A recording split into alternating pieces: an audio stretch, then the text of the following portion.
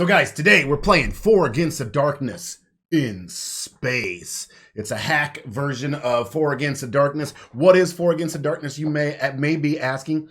4 Against the Darkness is a solitary dungeon delving pen and paper game where you lead a party of 4 adventurers into some terrifying dungeons and chaos always ensues, and you try to work your way through the dungeon and get out alive. And it's a great game. It's an awesome solitaire game. Why? What fun is there in solitaire games, you ask? At least that's one of my players asked. Well, I can't always get my group together, and sometimes I want to play D&D, and there's nobody who wants to play with me, so I can play it with myself because of 4 Against the Darkness by Andrea Civilli. I shouldn't even pronounce his name. Cat's in here. So I love 4 Against the Darkness. I've played it a few times. It's amazing. So as I was saying, I played 4 Against the Darkness a few times. I love it. One of the greatest things about this game is that beats all other solitaire type games is your dudes continue on. Like, you don't play at one single board game. Here's all 4 of my guys. See, they're there. And they continue on. You can become a powerful group of dudes, or they could just get iced in a dungeon, or one of them could get killed, and then you've got to start over again. Great book, great game, totally fun. Today, though, we're going to play a different version. Here's my last dungeon. Of course, like I said, you know what? Look at that dungeon. That was randomly generated because of this book, right? So that's another thing. As a dungeon master, this also gives me great ideas for adventures. I mean, it literally makes you roll 2 6-sided dice, right? And you run your party through the dungeon and you try to get out, and it's a blast, and your dudes can keep getting wealthier and getting stronger and surviving if they do survive. But as a dungeon master and someone that plays, it gives me some serious ideas for my next adventure when I've got real people in front of me. So it's kind of like a tool for a DM. You just want some ideas, just play this game. But the other day, I was on their Facebook page. So their Facebook group is amazing as well. They have a 4 Against the Darkness guild. If you're interested, I suggest you become a member of this group. It's awesome. The community is fantastic. It's a bunch of great people, very helpful. And I was on it, and I was talking about how I've been seeing all these cool space RPGs lately, like Aliens. And I'm not normally a space guy. I'm usually always a medieval fantasy guy, as my channel, hopefully you'll see over time. I'm a brand new channel right now, but that's normally what I do is medieval stuff. But I've been seeing Aliens RPG and Mothership, and I'm like, man, this kind of, I was just kind of in a mood for like sci-fi space horror, run terrifyingly away from aliens before your head gets ripped off. I was in that kind of a mood, and I mentioned that in the group, and one of their members said, hey, I actually wrote a game for 4 Against the Darkness that kind of mixes everything. But here's what we're playing today. It's called 4 Colonial Marines Against the Darkness of Space by S. John Bateman. Cool guy. I love his stuff. I love the book. It's basically just a hack of this book, but you got to have this book to play this game because the random room generator is in this book. You're going to need the random room generator. It's the core set of rules, but that's what we're getting ready to play. So that's a huge intro. Come on, let's get started.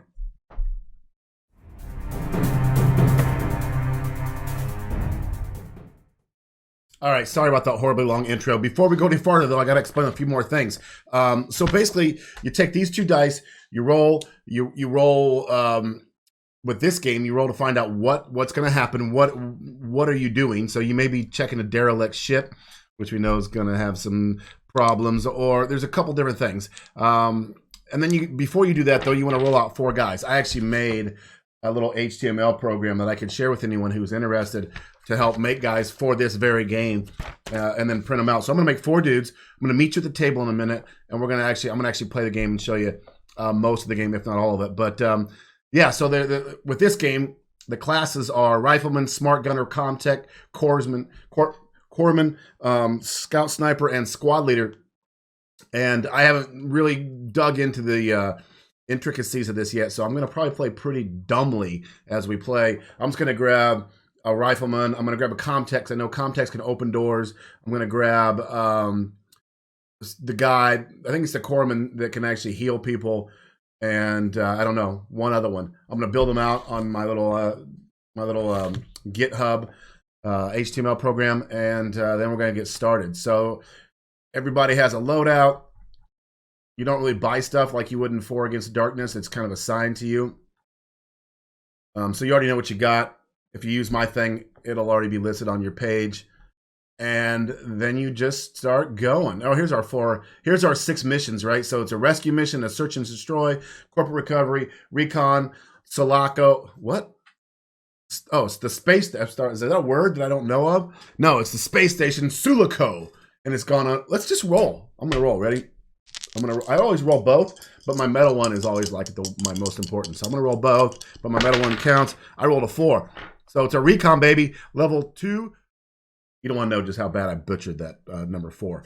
All right, here we're doing. We're doing number 4. Mission number 4. It's a recon of LV-246. It's gone quiet. I don't know why I'm going quiet, but it's gone quiet. But LV-246 was a colony. It was home to over 100 workers. That sounds ominous. We need to know, guys, what happened. We have to find out what happened. Come on. Okay, so anyway. Then we roll an entry point. We're going to roll some locales. Let me hit the high points of the game real quick. All right, so within a turn, I can search a room. I can load a backpack. I can fight monsters. I can perform a test. Let's see if I can get my battlefield medicine to work or some computer operations. I can complain. It's actually something that helps you in this game. Or I can explore a long hallway. Evidence. We're trying to find evidence. So once we've found 3 points of evidence, we can count the mission a success. I think we have to get out still, though. So let me double check that. There's doors. That's when the doors that you need a ComTech to get past doors if they're locked. There's the grind, guys. This is a lot like Mothership and Aliens, from what I understand. You just have stress. So as you go through, you get tired. You have stress. If you have too much stress, you panic. You might attack your own guys. How cool is this, right? There's a way to relieve stress by complaining and other things. And then you have a final room, and then you're bugging out. You're trying to get out of there. All right, that's probably good enough explanation. Let's go ahead and get started with this sucker. Come on! And last thing, guys, here's our party. We got Burke as the ComTech. We got Vasquez as the corpsman. We got Billy Pax as the rifleman. And we got Ripley as the squad leader. It's time to jump. Let's do a little space jump to LV-246. See what the heck's going on. I went ahead and rolled for an entry room. I'll draw that on the map. Check this out. We just reached the planet. We've made it to LV-246. It's a tight entryway. That was my first roll, was a tight entryway. I got 3 ways we can go. Left, right, or straight up. I've got my guys. Yes, I know. They're not science fiction-y. This is all dungeon-y. I need to get some science fiction stuff, but I don't have it. We're entering in. Strangely quiet in here. Don't know what's going on. I've got my guys in order. The logical order, of course, the Billy Pax, the rifleman's in front. We got Burke coming up second. Ripley, the squad leader's third, and you got Vasquez bringing up the rear. She hasn't quite made it in yet. She can't climb up here yet. So the decision now is to take a direction and roll for the next room. We're going to go left because I'm a left-handed guy, and I love. Guys, I'm going to show you one time how this rolling stuff works on the first room so you can get it. I won't do this every single time. Obviously, you don't care. But we were in our entry point. We turned left on the hallway. We rolled another room. I'll show you that room in a second. But once we did that, we roll for room contents. I rolled a 10, which it's not a corridor. I rolled it. We actually turned into a dead-end room, but it's a large room. So if it's a corridor, it's empty. If it's not, I grab the leader's table. So I need to go to the leader's table. Got to be kidding. You've got to be kidding me. So my squad turns the corner, first room, into this. And now they got to panic. They got to make a panic roll because things have gone awry. Okay, so the way the panic roll works is you roll a d6 and check your panic level, where you're at, where your stress level is. If you roll above your stress level, you do not panic. If you roll equal to, you must roll over. So if you roll equal to or below, you panic. So once your stress level hits 6, you're at your maximum level, you're probably going to panic every single time. So we're all at 1. So we're panicking. Burke rolls. Burke rolls a 5. He doesn't panic. Vasquez panics. Great. Vasquez has got to roll a panic roll now. What does Vasquez do? Vasquez goes psychotic and attacks a random target. So 1, 2, 3, 4. 3 being friend, 4 being the alien. Vasquez attacks Burke. So Burke doesn't panic. Vasquez loses her crap and attacks Burke. Billy Pax doesn't panic. And Ripley doesn't panic. So here we are. Now we're into combat. We're going to determine initiative. To do that, we are having to roll above the enemy's level, which is a 6. So that's not going to help. Yeah, so if the result meets or exceeds the highest level of the monster, the Marines have the initiative, which I didn't roll 6 or above, which I can't roll above on 6-sided dice. And so it's Hive Queen's turn. She gets to attack. She's going to attack one random.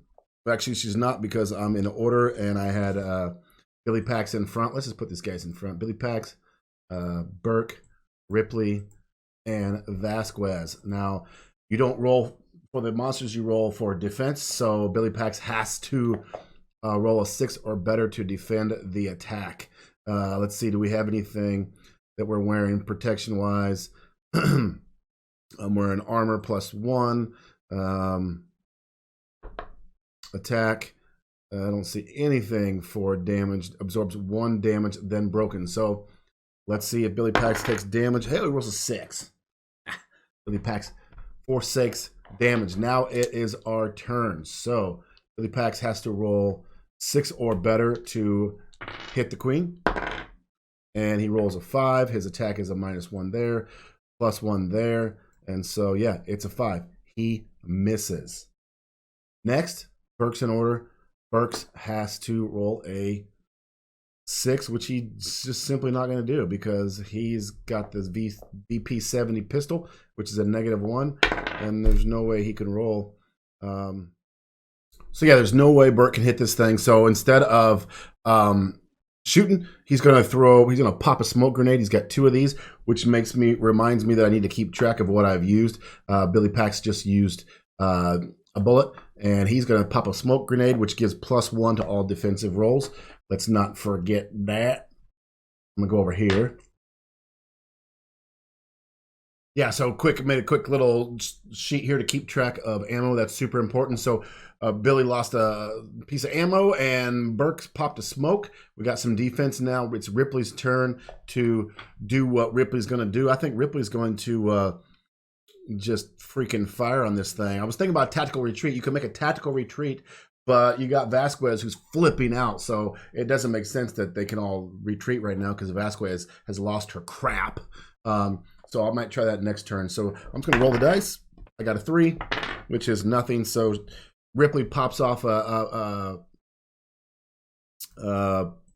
shot and misses. Why was that so hard for me? And so, yeah. Vasquez is going to attack Ripley. This ought to be fun. So Ripley's a level 1 private first class. Vasquez is level 1 first class. So Vasquez has only got a freaking Vasquez. She grabs her freaking gun, or she's already got her gun, and she rolls a 4, of course, and just jacks up Ripley. Just hits Ripley on the side. Ripley was not even looking. Ripley's looking at this thing right here in front of him. They're all looking at this thing in front of him. Vasquez is like, oh my gosh!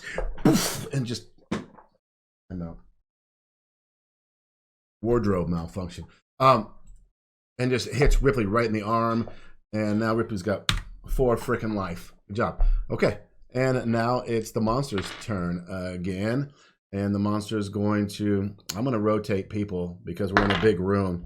5. Yeah. Monster just hits the crap out of Burke, which is great. Now, if I look in here, I see the resolving alien damage. When a Marine takes damage from a leader, subtract hit points equal to that listed under the leader's statistics. I don't know what that means necessarily. Now, this whole game is in beta, and I just messaged Mr. Bateman right now to see if I can get an answer what that means. I would assume there would be like some damage in here. Again, it's in beta, so it's okay. This game is blast already, but it's gonna get better. I can't imagine that it means that they would take 6 damage. So I don't know. I'm gonna roll I'm gonna roll decent. I'm gonna think that this thing could do 3 damage total. Okay, that's a lot of damage, right? So I rolled a 5, which I'm gonna give that 2 damage to Burke. I'm just gonna do it on the fly. Whenever you're in role-playing games and you don't know the exact answer, don't take a lot of time. Here's a great tip: a lot of time to find the exact answer. If that means it slows the game down and makes it not fun, make a rational decision. This thing's probably gonna do 3. Maybe it can do 5. Maybe he meant for that it could rip someone into pieces. Probably could, but I'm gonna do 2. Right, that's what I'm gonna do. So Burke's down to 3 hit points. Burke's in trouble now. There's a rule here for panicking or for taking stress. You take stress if you lose half your hit points, I believe. No, you have to make a panic roll when you lose half your hit points. But he didn't lose half his hit points, and he's only got 1 stress, so we're starting over again. So what are we going to do? So Billy Pax is going to look at this nasty thing, and he's going to say, I'm going to use... do we grenade launch this freaking thing? No, not yet. I'm just going to steal... He's going to shoot 6 minus 1, but plus 1 because he's using his personal armor. So he hits this bad boy. Yeah. Minus 1 on this sucker. So 5 left. Burke has got nothing to hit this thing. Kills creature equal to attack roll. Maybe a grenade will do it. Yeah. So let's see. Is this... No, it's an attack roll. They can't do it. Wait, what am I thinking? Burke suddenly realizes he's got a pistol in his hand when he's got a pulse rifle on his back. He puts his pistol away, pulls his pulse rifle out, and shoots and misses. All right. Let's take these off. Bam.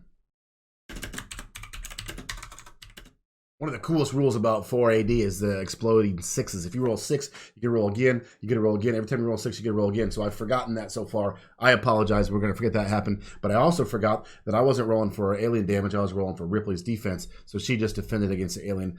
Thank God. So Billy, it's Billy's turn again. He's going to put his freaking pistol away, pull his rifle out because there is no negative for it. And he shoots, and it misses this thing by a mile. Billy, you're sucking, bro. Pulse rifle for Burke. This is going to take a long time for 4 level 1 dudes to hit this. He's now down to... He's now shot 2 and missed.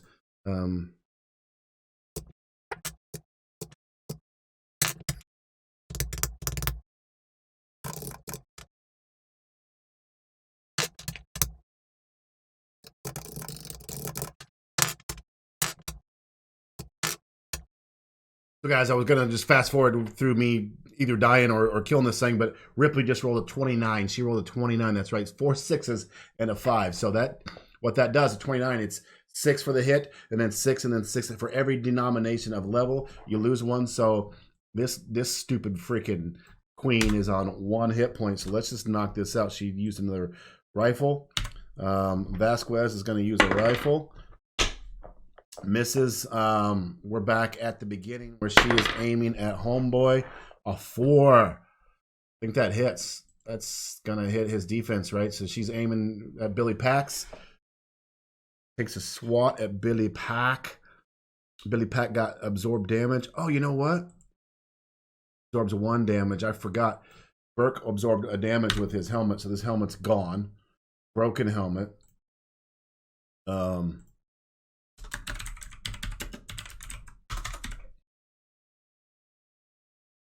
Billy Pack gets hit because he's not wearing any damage protection. I mean, he's going to take 1 damage, so she can do up to 4. She does 3 damage to him minus 1, so he takes 2 damage. He's done 2 damage, and his helmet just got broke. Just shattered his helmet right in half. Getting our butts kicked, man. All right, back. Billy's mad now. He's ticked off. He rolls a 3. Let's make sure we just killed the queen.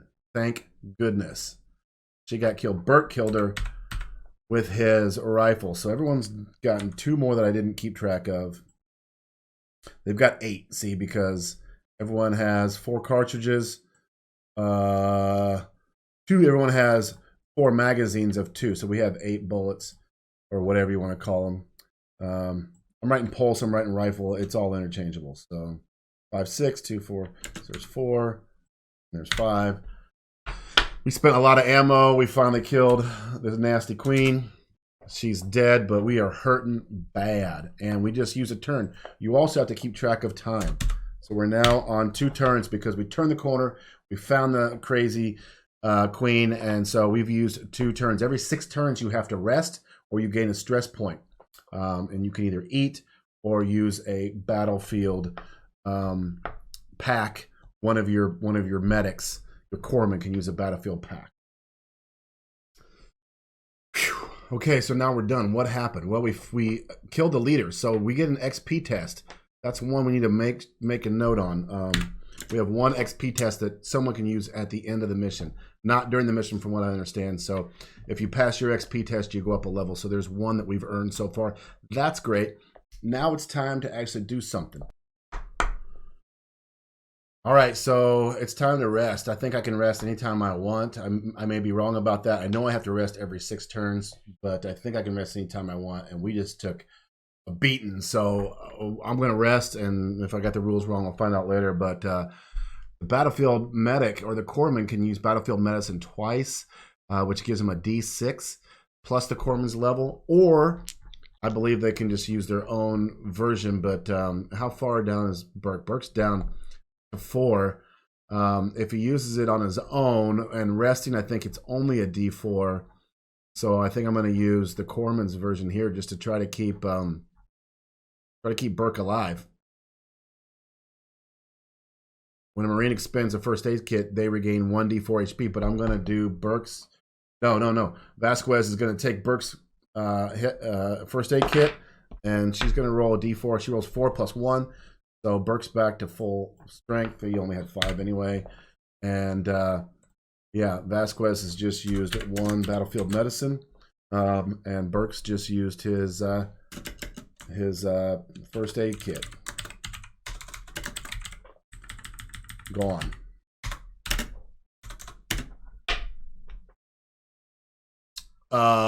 We got rations. We can use rations. Billy's going to eat some rations to lower his stress, because Billy has 3 rations and Ripley has 3 rations, so Billy has 0 stress right now, and Ripley is going to have 0 stress because she's going to eat some rations as well. She's still hurting a little bit, but yeah, rations or canteen, so either one. So she's down 1. So if you remember the map, we went to a dead-end room on the left-hand side. We got to move back to explore, we have to backtrack. And when you backtrack, you got to roll for wandering monsters. Wandering monsters happen on a 1, and I rolled a 4. So no wandering monsters. Let's move on. Let's see what happens. Okay, guys, so we were in this room to the left right down here. And then we backtracked. We didn't see any, there was no wandering monsters. We decided instead of going right, we were going to go up. And we came across this circular room. I know it's circular because the door wasn't locked. I had to roll to see if the door was locked. It was not locked. It was open. So we opened the door. And yes, I am keeping track of the whole party with 1 dude now, just for simplicity's sakes. But yeah, let's open the door and go see what's inside. Okay, here we go again. Let's see if we can find another giant boss to try to kill us. That was been fun. I got a 9. Empty. It's quiet. Too quiet, Billy says. Ripley is not buying it. We're going to search. So listen, we rested. I'm not sure if we were supposed to rest, but we rested. And so now we're at backtrack. And up the room, we're back to 2. Yeah, we're back at 2 more turns. We're going to rest, and now we're going to search for a 3rd turn. We're going to roll on the search. Let's see what happens. We found a clue. Vasquez opens up a locker and is like, hey, come here, look at this. And there's a clue as to where all the people went and where the aliens came from. Evidence is a term used for once 3 points of evidence, you can, okay. So Vasquez has some evidence. Let's say 1 evidence. Just keeping track. Why would I do it here? I'm going to say 3 rounds, 1 evidence. All right, let's go open the other door. Okay, so we've moved through the oddly circular room. We found some evidence. We checked the next door. The next door is unlocked. It opens up into a square room. Let's check it out. All right, guys, let's see what's in this room. This is going to be the last room. I just wanted to give you a taste of this game, how fun it is, and let you see what it's all about. But the way this game works is you go about 20-some rooms at the max, and then you hit the leader if you haven't already hit the leader, and then you backtrack and you get out. So it's up to you. It's a solitaire game. You play as long as you want. If at any time you want to quit, hit the leader, backtrack, and be done, and then move on to the next adventure whenever you get a chance. But you get to keep your dudes if they still live, and it's a lot of fun. So we're gonna roll, and as you can see on the room contents, I could roll gear, I could roll protected gear. They all have different things, lots of fun stuff. I could roll a Hive leader, number 11. I rolled on the vermin table, I rolled on the minions table, which is like in between. So the vermin are the little wimpiest guys. Minion are a little bit tougher. Then you got leaders. So if we go to the minion or the vermin table, nope. If we go to the minion table, I then roll a d6, and it looks like I rolled 4 young blood predators. So at this point, I would work out the conflict with the 4 predators. There's 4 of us. There's 4 of them. I would continue to spend ammo. I'm running out of ammo, so hopefully I would find a room that had some stuff later on. I'm running out of first aid. I'm running out of rations. My stress continues to raise all the time. So as panic ensues, bad things happen. So this game is awesome. Like I said, it's an offshoot of 4 Against Darkness. I'm going to wrap this up right now.